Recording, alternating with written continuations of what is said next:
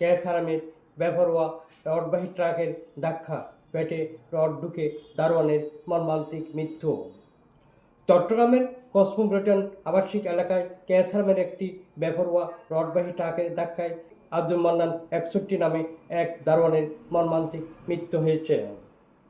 দুর্ঘটনায় ট্রাকে থাকা কলা রড তার ফেট ভেদ করে পেছনের দোকান পর্যন্ত ঢুকে যায়। ঘটনাস্থলে প্রাণ হারান তিনি। বৃহস্পতিবার 14 মে বিকেলে নগরীর 5 থানাধীন কসমোপলিটন এলাকায় এই হৃদয় বিদারক ঘটনা ঘটে। নিহত আব্দুল মান্নান নোয়াখালীর বাসিন্দা মোহাম্মদ খুরশেদ আলমের ছেলে।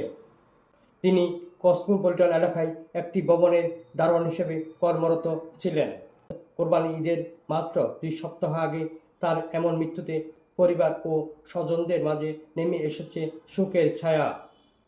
স্থানীয় সূত্র জানায়, বিকেলে একটি চায়ের দোকানে দাঁড়িয়ে চা পান করছিলেন মান্নান। এই সময় পেছন দিক থেকে দ্রুত গতিতে আসা একটি রডবাহী ট্রাক তাকে ধাক্কা দেয়।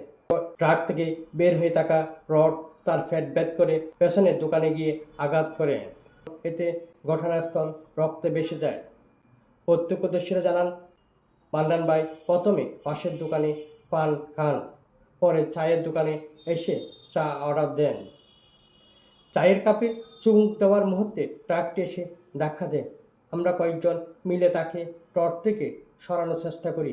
গরু জবাইয়ের মতো রক্ত বের হচ্ছিল।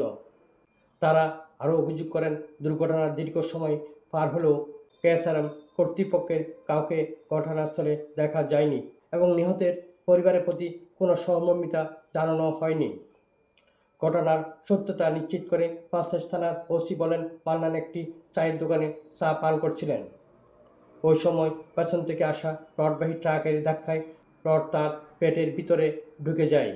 স্থানীয়রা তাকে উদ্ধার করার চেষ্টা করলেও ঘটনাস্থলে তার মৃত্যু হয়। এই ঘটনায় এখনও পর্যন্ত কোনো মামলা হয়নি।